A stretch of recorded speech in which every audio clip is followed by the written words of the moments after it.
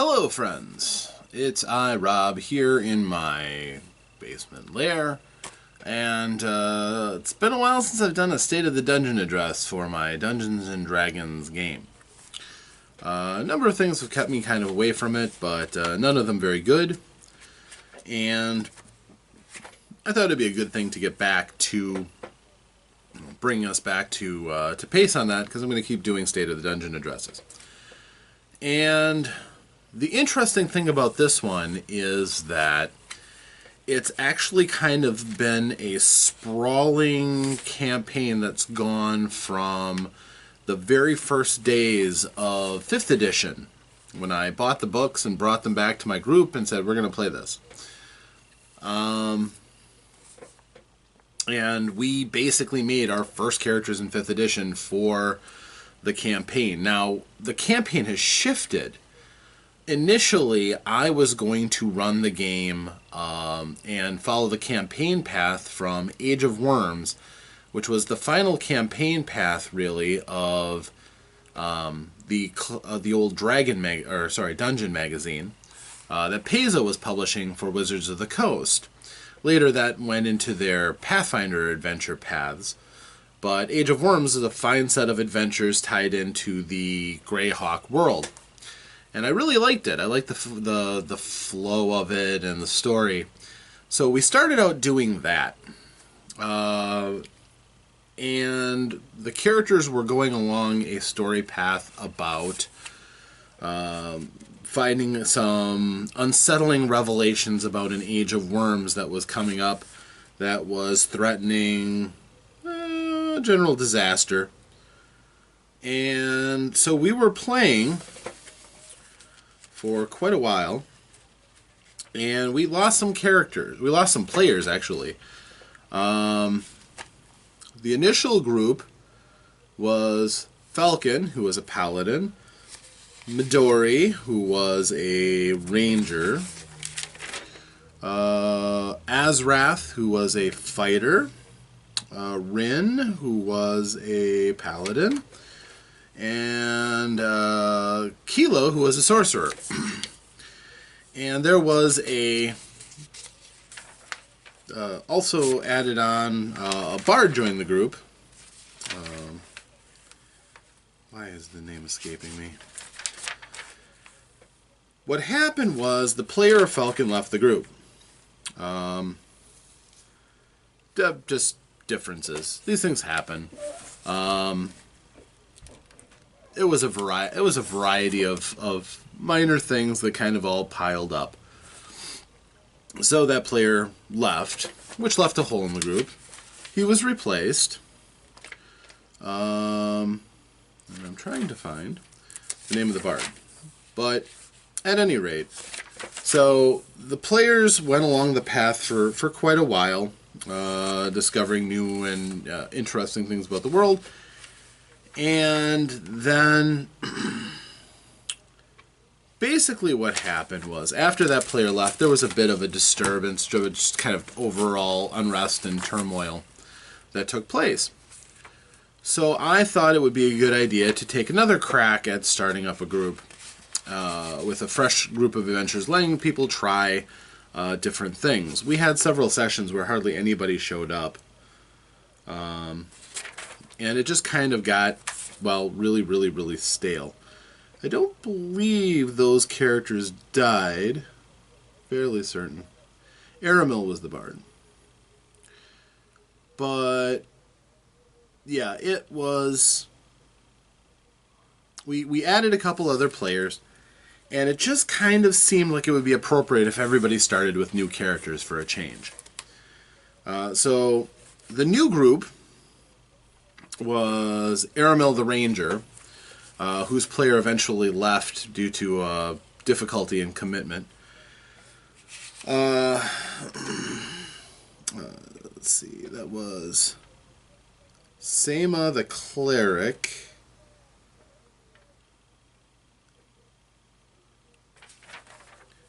and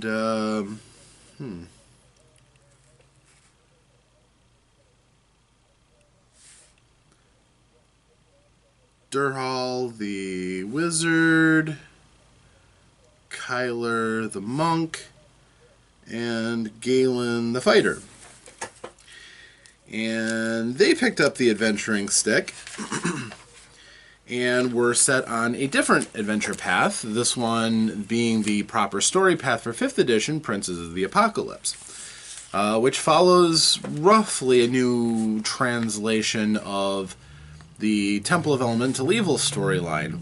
Fresh coat of paint, completely different and quite good in my opinion.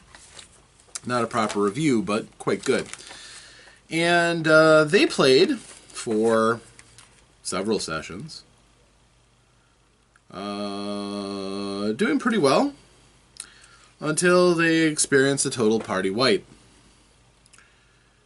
which brought everything kind of to a screaming halt. They had played from January with these new characters. No, not January.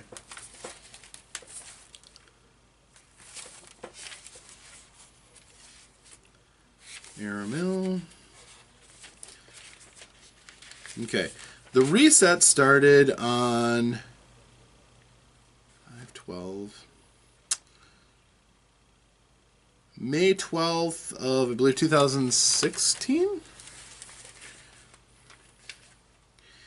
And the game for those characters ended in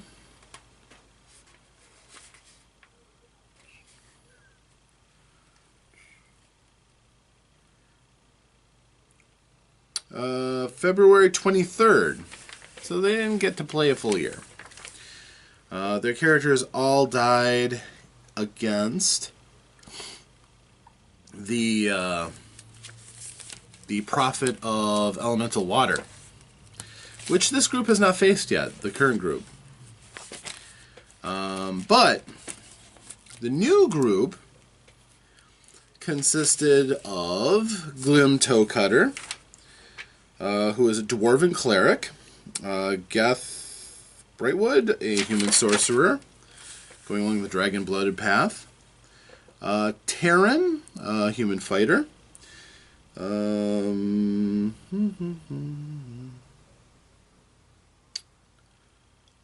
Haldwin, an entertainer, warlock, and man.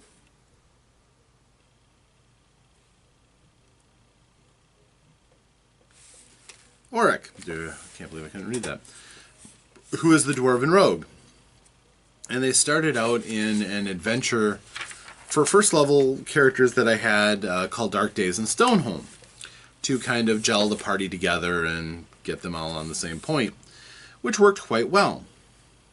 However, Haldwin died through mischance fairly quickly, and he was replaced by Steth. Steth I don't remember offhand. But if anybody says that 5th edition it is just too hard to lose characters, no, it can happen. Characters are not indestructible at any stage. Then that player who was playing Steth had to step aside because he couldn't keep coming. So, the group was going together fairly well, had several adventures going along the story path, found out about the temples and the cultists that were rife through the valley, made alliances with people in the town of Hamlet, and eventually were deputized to help out. And they generally worked well together, even if they weren't the most tight-knit group. They were up to the challenge most of the time. Eventually, I am remiss to not say exactly how the previous group died before the TPK. That particular group had an interesting scenario. They got to the cover for the water temple, which was a keep, basically being run by pirates. That they were fixing the keep back up, and they picked up a rogue with the introduction of a new player, an elven rogue, who rolled so brilliantly, and he already had expertise in persuasion. He basically talked his way into the final encounter without taking care of any of the defenses along the way, and without giving the group time to rest after they had slaughtered most of the defenses on the upper levels. So they were weakened, they got into the main fight, the villain recognized who they were, and it got ugly very quickly, and they all died, as is appropriate. He didn't. The bad guy didn't spare anybody. He's suitably evil.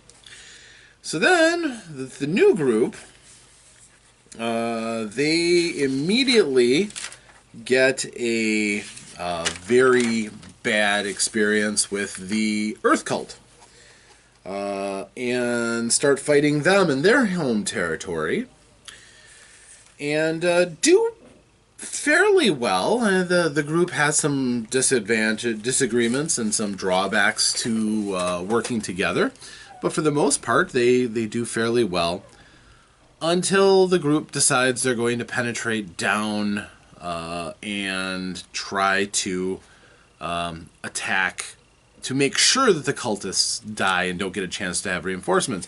There were some bitter arguments about whether or not they should go back and regroup.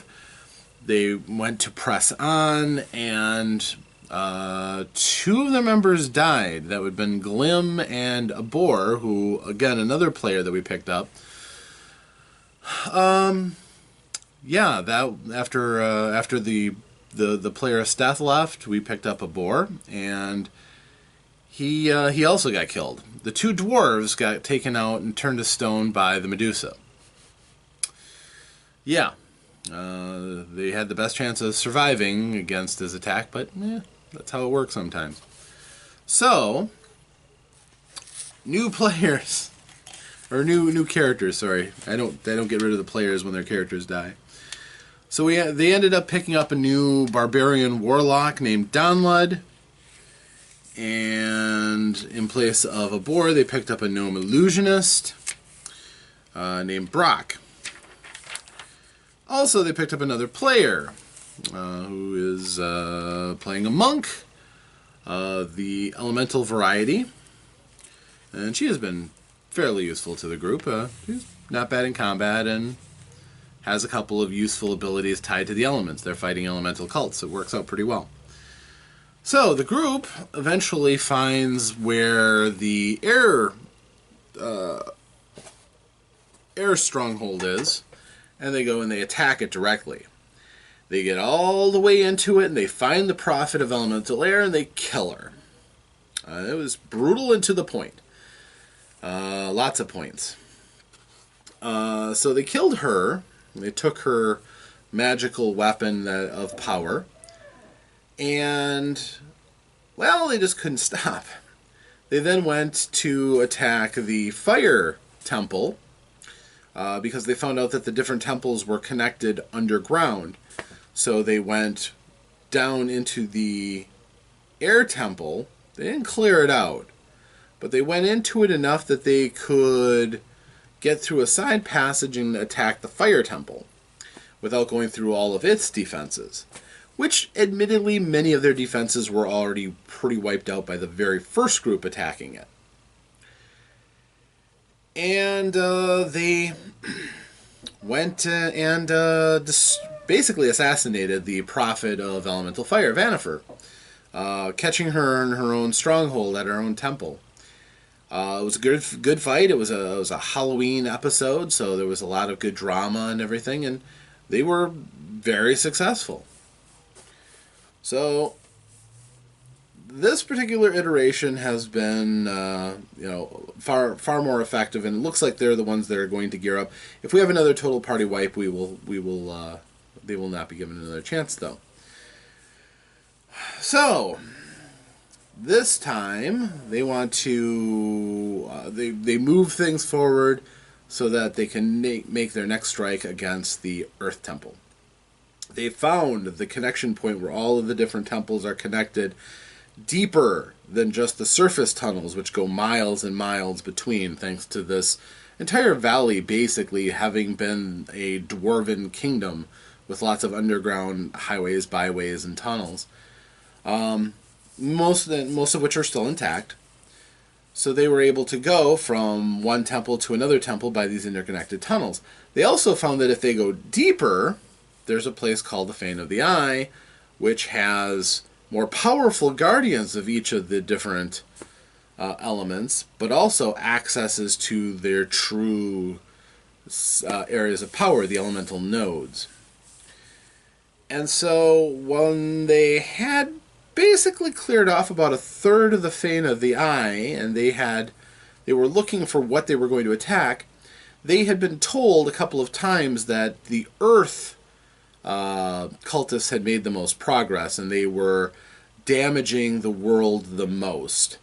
Considering they had made pacts with myconids, who are very tied into the Earth and can feel the rotting and death of the Earth element in the valley, they targeted the Earth Temple. Plus, there's not a small amount of payback going on for that. That is basically an overview of what the group has done. By the time we are going to pick up the next State of the Dungeon address, the group had basically set foot into the elemental node itself, called the Black Geode, from the Fane of the Eye. They had already crushed most of the Earth defenders in the Fane of the Eye, and now they're going up against Marlos Urnrail, the Prophet of Elemental Earth, and his most fierce guardians at the center of their power. Should be an interesting fight. Once the other two prophets left, the last two prophets retreated into their elemental node. So the party is fighting them at their best with lair abilities and all kinds of other things. So they better be ready. That's all I have to say. I'm Rob, and this has been the State of the Dungeon address, and we will be picking up what happened in their first session inside the Black Geode next, here in the lair of OmnusI. Thank you, and farewell.